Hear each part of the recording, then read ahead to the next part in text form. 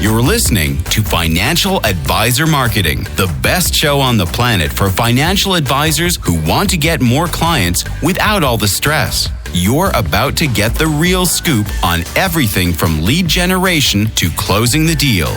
James is the founder of theadvisorcoach.com, where you can find an entire suite of products designed to help financial advisors grow their businesses more rapidly than ever before.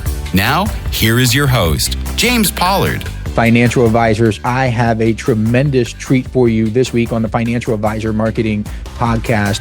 I have Perry Marshall, and financial advisors, you might not know Perry, but you're going to want to know Perry. I will tell you, he has been sort of like a quasi mentor of mine all the way going back to like the mid 2000s, like that decade. I had businesses before The Advisor Coach. Can you believe it? I actually ran a real business with real customers doing real things, not just coaching.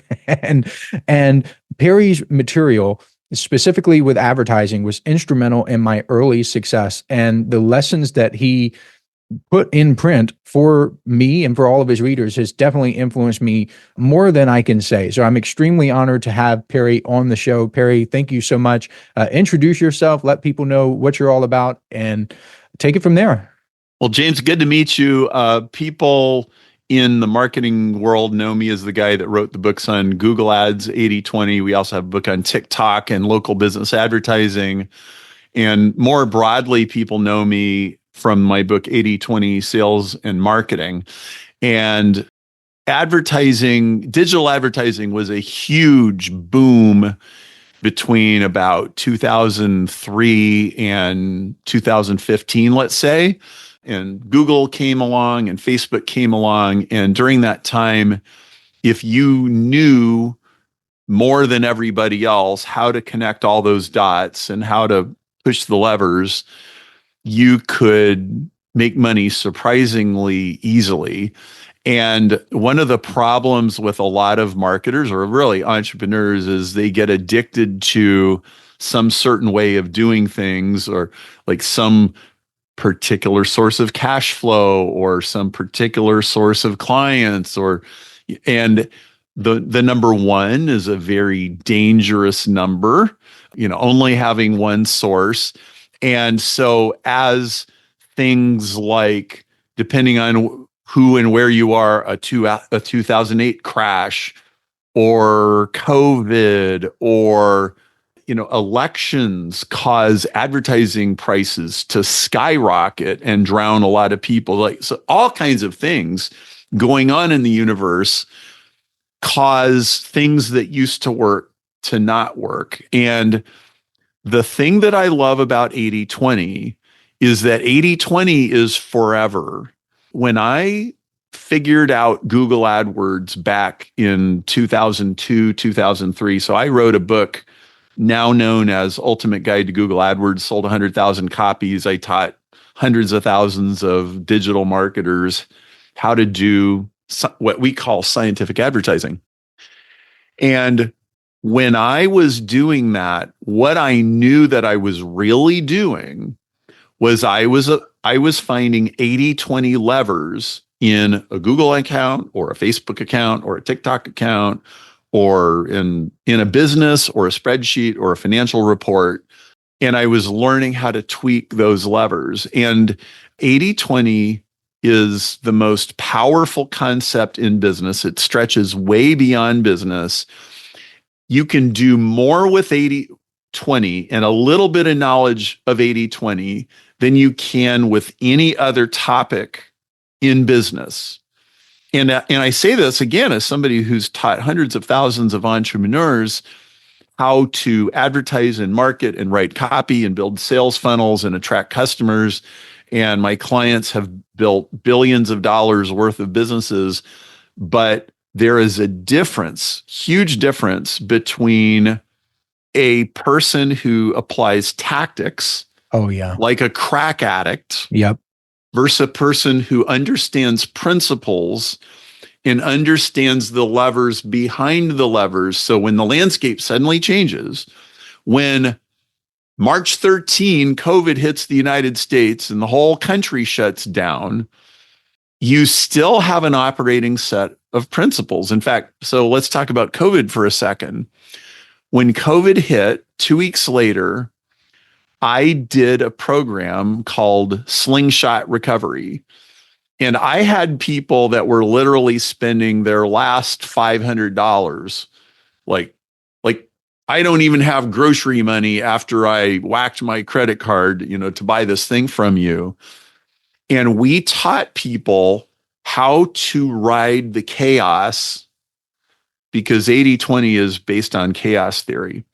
And we had a whole bunch of clients, like the majority of the ones we worked closely with. Like I can't really speak for the ones that are way out, in the weeds somewhere. Like I don't even know what they're doing. But the ones that we work close with, most of them within 3 months, they were hitting record numbers with their businesses because everyone else was caught flat-footed and we helped them go through it. So what maybe we can do today is break down 80-20, explain how it exactly works, and how getting your black belt in 80-20 is the best thing you could ever do.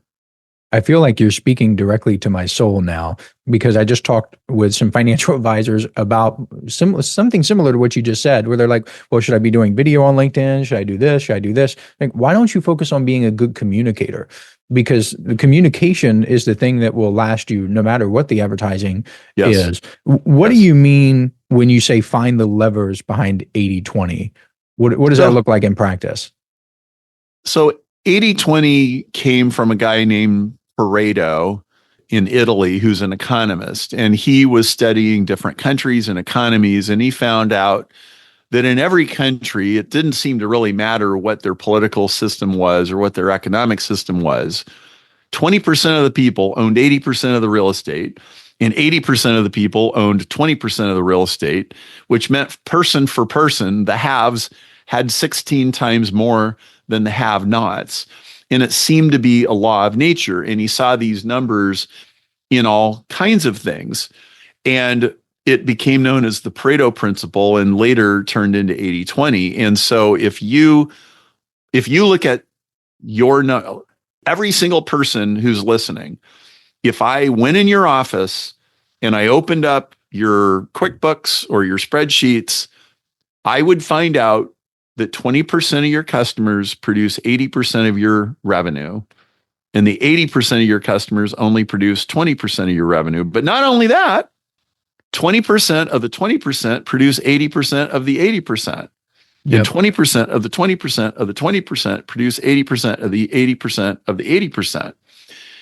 And the technical term for that is fractal. It's a pattern inside a pattern inside a pattern inside a pattern. And so knowing that your customers are ridiculously unequal, that 1/5 of your customers are 4 times more productive than the other 4/5, it means your customers do not deserve equal airtime.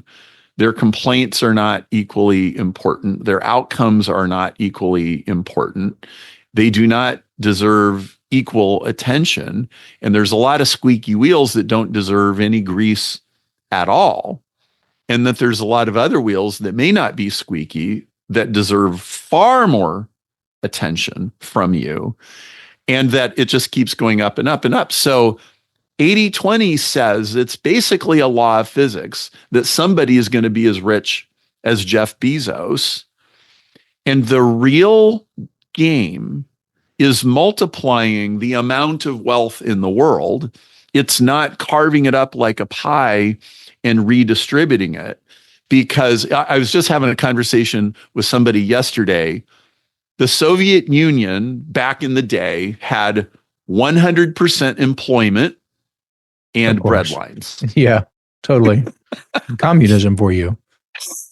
And so let me tell you an 80-20 story. I had a friend named John Paul Mendoza, a very good friend of mine. And when he was 17, he dropped out of high school.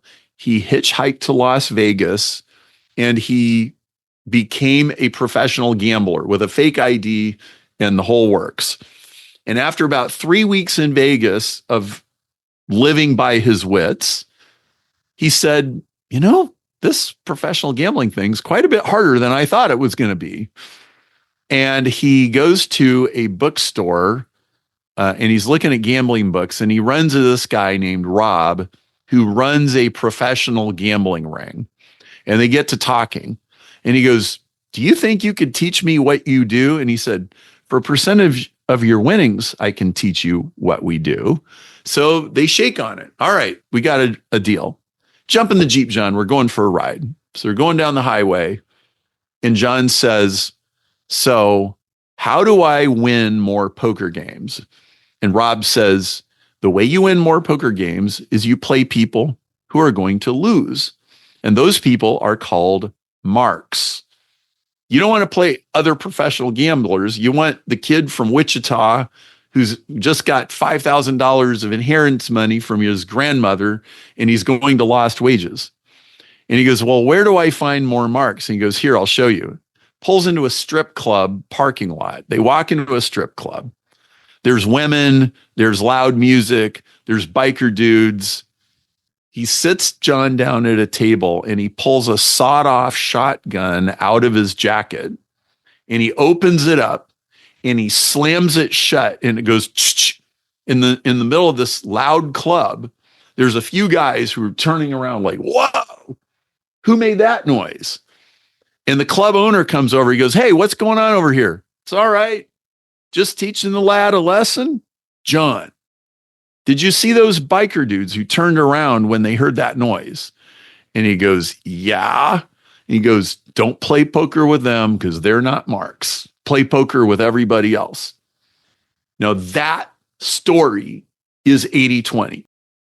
You rack the shotgun and it immediately tells you the people that are 16 times more street smart than everybody else. And in that case, you do not play poker with them. You play poker with everybody else. Now, if you wanted to go skeet shooting in the desert, you would pick those guys because they know the sound of a racked shotgun. In everything you do in sales, everything you do in marketing, everything you do in financial planning is racking the shotgun. You send an email, some people open it, some people don't. Rack the shotgun. Some people click the link, some people don't. Some people get on the webinar, some people don't. Some people buy the stuff, some people don't. What 80-20 tells you is you don't agonize over the people that didn't click or didn't buy or didn't get on the webinar or didn't become your customer. You sell the people who did something else. And there's a principle of the $2,700 espresso machine. It says it's like a law of physics that for every 1,000 lattes you sell for $5, one of those people is going to buy a $2,700 espresso machine. Well, that means your revenue goes from $5,000 to $7,700 with one person. What do you think that does to your margins? It's very likely that the coffee shop makes no margin selling a $5 latte, and that all of their money is from selling an espresso machine. So really, the purpose of the coffee shop is to sell espresso machines, and that's the purpose of all the lattes. And if you don't know that, you'll never be successful in the coffee business. And it's true in every other business too. Most businesses are not what you think they are. McDonald's does not sell hamburgers, it sells real estate. Like if you peel the onion on McDonald's, you go, what really makes this thing tick? It's the franchise owners own real estate that keeps getting more valuable. And all the rest of it is just keeping the lights on. And so 80-20 is extremely powerful. And when you start to see it, once you see it, you can't unsee it. And it's like having invisible opportunity glasses where you can see the invisible opportunity and everybody else can't. And you know where the levers are and you go push those levers. I think I'm I have a lot going on in my brain right now, especially the part about not antagonizing or agonizing over the people who don't do the thing that you want them to do. So I guess in my business specifically, so one of the things that I have is a newsletter subscription model, very similar to yours actually. Mhm. And I've noticed that the number one predictor longevity is engagement by far. Meaning, if a financial advisor asks one question or attends one office hours now, that financial advisor is in for life more often than not. Mhm. The financial advisors who don't, it's hit or miss. And eventually they say, oh, I don't have time for this, or it's too much. It's like, it's 20 pages a month. What are you talking about? How can I either stop agonizing over the people who waste my time or get the people who don't ask questions or engage, whatever? What do I get them to engage? Do I not? Like, I just noticed that is the number one predictor by far. Like, if they just ask for help or they engage in some way, they never leave. Well, so that is a really good observation. And like, for example, I noticed a long time ago when I was doing my first webinar, teleseminars before webinars even existed, what I noticed was the people that say hello at the beginning of the call are more likely to buy than the ones that don't, and the ones that type something in the message box. So yes, engagement is hugely important. And so that means, that's your 20% right there. So the first thing you do is, if I got some engagement from them, how do I get a little more? And you focus the effort first on the people that engage the most, and you move them up the ladder faster. That's the first thing you do. And then the next thing you ask is, what is the story or the narrative that gets people to engage? Like, what story do they want to live in that is different than the story they're living in now? So for a financial planner, it could be that there's the failure narrative, which is, you have a really sharp couple and you have a meeting with them, or you have two really good meetings with them, and you think that they're just about to roll over their 401k with you.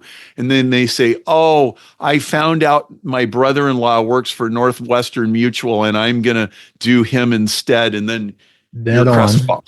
Yep. Okay. And so that's the loser narrative, right? And then the winning narrative is, you provide such exquisitely tuned attention and service that people refer their friends to you, and it costs you nothing. And in fact, you are screening clients before they even come in, because you can't take everybody and you can't serve everybody, and you have a waiting list. And that could be, now I'm just making this up, but that's the winning narrative. And so you construct it like a narrative, which is, you've walked down this road, and when you tell that narrative story, you need to rub salt in the wound, and you need to make, like, how did you know they were a sharp couple?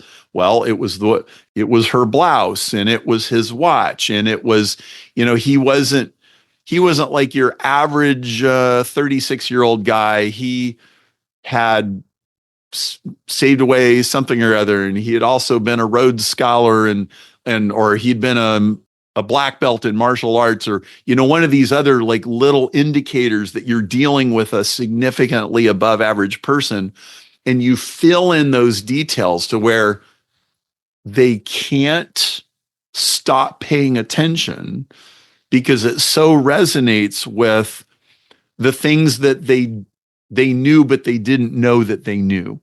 Mm-hmm. And then, like I said, you use the espresso machine principle. And the nice thing about the espresso machine principle is, it doesn't require you to go get new people. It works from your existing people.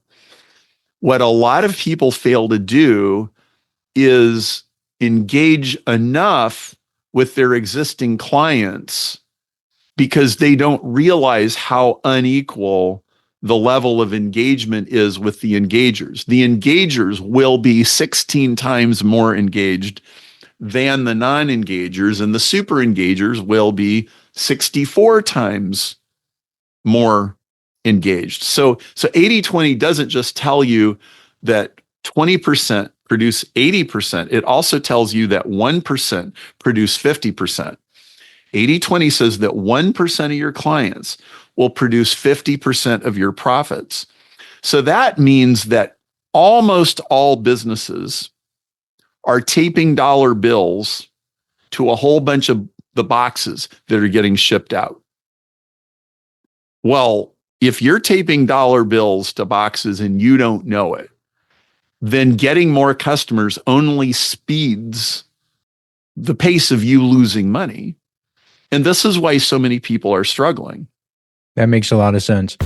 Listen up, financial advisors. This is something special I'm doing exclusively for people who listen to this podcast. If you subscribe to the Inner Circle newsletter over at theadvisorcoach.com/coaching, I will send you a collection of 7 copyright-free emails personally written by me that you can use right away to begin getting more clients. I call these my objection-busting emails because they're designed to overcome the biggest objections financial advisors face. All you have to do is send me an email letting me know you've subscribed, and I will reply back with a link where you can download them for free. I originally offered these in the May 2024 Inner Circle newsletter issue, and it was one of the most popular bonuses I've ever given away. Today, these 7 objection-busting copyright-free emails are only available to listeners of this podcast because I'm not mentioning them anywhere else. Go to theadvisorcoach.com/coaching to subscribe today. Now, back to the show.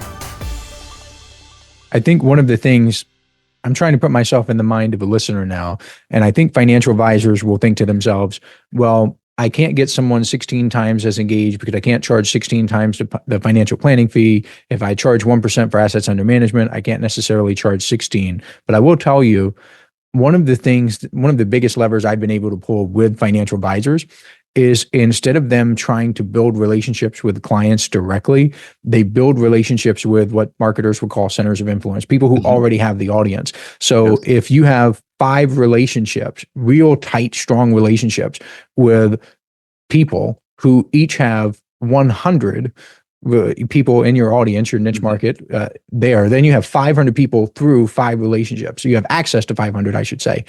That is a lot easier, more efficient, whatever word you want to use to describe it, than trying to go to the 500 directly. And furthermore, not to like drone on about this, when you go to the 500 directly, they feel like, oh, you're trying to sell me, you're trying to approach me with this financial planning, and I don't want to do it. There's more resistance. So when you go there indirectly, there's less of that resistance, that icky feeling, because it's like an implied endorsement. There are so many good things that come with it. Are there any other ways that you can think of besides that where financial advisors could maximize, could get those engagers, could take advantage of that espresso machine principle? So you can invite, so let's just look at an engagement for engagement's sake for the moment. The engagers will be 16 times more engaged than the non-engagers. So that means I got you. If you have a wine and cheese party or a barbecue or a Christmas thing or a water skiing event or a picnic in the park or something about the economy or something about politics or whatever is appropriate, then they will show up. And if they think it's really interesting and they can bring friends, then they'll bring friends. And of course, birds of a feather flock together. And just in general, let's remember this. The espresso machine principle is always true, which is to say that 1/5 the people are spending 4 times the money somewhere. I guarantee it. So let's take the coffee shop. For every 10 people who buy a $2,700 espresso machine, there's one person spending $15,000 on coffee somehow, some way. Maybe they went to a Mediterranean barista jamboree cruise on a cruise ship, and they were buzzing with caffeine for a whole entire week, and they met all the best baristas in the world. I guarantee you that exists. Mm-hmm. And your 1 out of 10 of your best clients are spending money on that. So let's take it to financial planning. If you have 10 clients that each have a $5 million portfolio, and you're getting X dollars commission from managing that portfolio, write down on a piece of paper, like that number. You tell me, what would a planner make on a $5 million portfolio? Like, give me it depends on how they charge, but so 5 million, like 1% would kind of be a little high, but let's just say like $10,000 to $20,000 scaled down per year, recurring. Okay, so let's say $15,000. Right. Yeah. Somewhere in that ballpark. It really ranges. We're just picking a number. So you got 10 clients and you make $15,000 a year on them. One of those clients is giving somebody $150,000 to do something with their money. Who is it? What is it? Where is it? All you have to do is ask. Now, it's beyond the scope of this short conversation we're having to figure out exactly what you do next. But you have to know that money is out there. It's being spent. They are happily spending it. The money is burning a hole in their pocket. It's a law of physics that they have the money. It's a law of physics that the money is in circulation. So what do you want to do about it? Now, there's regulations and there's like all that other stuff. So yes, you're probably not going to figure this out in 5 minutes, but I guarantee you the money is there and it's being spent. And once you see it, you can't unsee it. I know that a percentage of my clients are doing this. So what are they doing? Maybe they're going on a financial strategies Alaskan cruise, or maybe they're going to some seminar in the Cayman Islands, or maybe they're talking to people about wealth protection or foreign or cryptocurrency, or like, it's a big world out there. How much do they spend on financial newsletters? That's an entire industry. And when you go read the financial newsletters, what is being offered there? Most people have such a narrow notion of what they're doing and such a narrow definition. Well, the taxi industry had a very narrow definition of what a taxi was, and then Uber and Lyft just blew that apart. And so my experience of all my best clients is they step back and they go, wait a minute, what business am I really in? There's an old adage that I love. It says, sell results, not procedures. If you say, what procedure am I giving a person to do and I'm charging them X number of dollars to show them a procedure. So anybody in the education business can relate to this question. Can I just charge 10 times more and give them the result? Instead of teaching them the fish, can I just go catch Moby Dick with my fishing net and dump it on their restaurant table and get $200 for a complete meal instead of $20 for a fishing lesson? That's the kind of thinking you apply. And what 80-20 says, that money, I guarantee you, is there. You just didn't see it until you put on your 80-20 glasses, and all of a sudden, so there's a $20 opportunity. There's also a $200 opportunity. There's a $2,000 opportunity, and there's a $20,000 opportunity. Where is it? Who's buying it? Who's selling it? Who wants something that they can't have because nobody's offering it to them? And I think this is easier than people think. I am one of those people who about 15 years ago had a very, very bad experience with a financial planner. I'm sure, James, who hasn't? that you have lots Yeah. of stories. Oh, totally. Yeah. A ton. Just having a process that ensures that the person can never, ever have a bad experience because they're not going to fall through the cracks. And you're going to, like, just something like that probably doubles or triples your referrals. Like, I'm not going to tell the story here, but I've told my financial planning horror story to a lot of people. I could have told a financial planning victory story, and the person who created that victory would have got a lot of business because I'm a center of influence. Totally. And I'm glad you brought up the education space and price increases or whatever. I'm actually in that position right now as we record this. I think this episode is going to come out in December. I'm not sure. So I have this newsletter. It's currently $99 per month. I'm increasing the price to $199 per month on January 1st, 2025.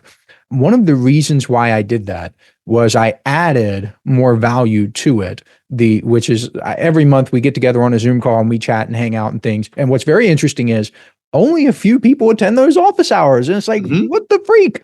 I actually had a consulting call with Doberman Dan, who you undoubtedly know of, and a fantastic guy. And he told me, this like kind of blew up my little marketer brain. He's like, James, your conversion rate for, I think it was Doberman Dan who said this. I've done a lot of work with pricing. He basically said, James, your conversion rate at $99 is likely going to be lower now that you've offered the office hours because it seems too good to be true. It's going to have more skepticism. And I'm asking you this because I know that you increased the price of your newsletter specifically to $199. How did you think about that? What spurred you to do it? How has that worked for you? What was it like? So what we were doing a couple of years ago was we had a $99 a month or $9.99 a year. So you'd save a couple $100. And what we noticed was the people that pay for a full year in advance are significantly better clients. They spend about twice as much money. They have better compliance. They stay longer. The renewal rate on the annual subscription is north of 60%.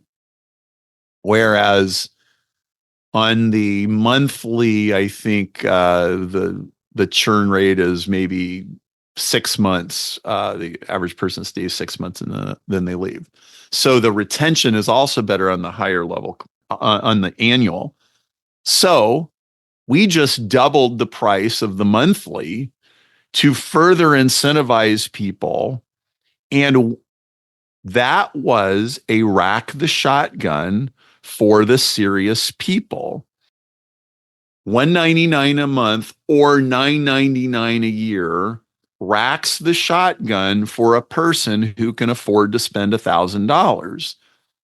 And an entrepreneur who can't or won't spend $1,000 on education, I found in my business that is about the dotted line.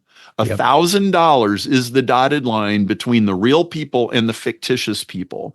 The fictitious people are the 80% that only give you 20% of the money, and they have refund requests and they have customer service issues and their wife threw their clothes in the yard or like whatever. Yes. Craziest stories. I got one today. We don't have time for that, but literally today, this morning, the whole like, oh, well, I got a bump on my back and now my life is in chaos and I just don't have, like, it's just nuts. The stuff people say. Right. And so most salespeople, most marketers, most entrepreneurs are timid about racking the shotgun, stating their prices, saying what they really need. And so what I teach is, I call it the if, then else guarantee. And it is the best way to define what your real unique selling proposition is. And it goes like this. If you are the right kind of customer for me in the first place, and you match a set of characteristics in general, and if you follow the process that I lay out, because every customer relationship is a two-way street. It's not just like, especially in services. Your people don't just hand people a latte and they drive away. Mm-hmm. They have to give you information, and they have to move their money around, and they have to think different and all of that.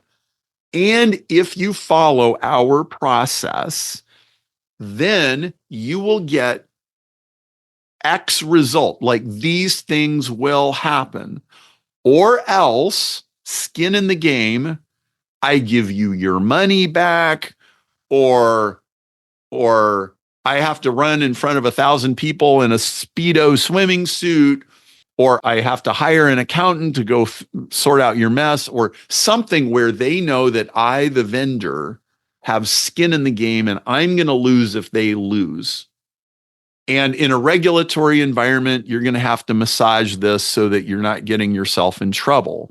But the bottom line is, the customer needs to understand that you have a process that defines what the risks are, and that you can guarantee them that if they follow your process, they will get the result, and you are taking on the risk of them not getting a result based on them following your process.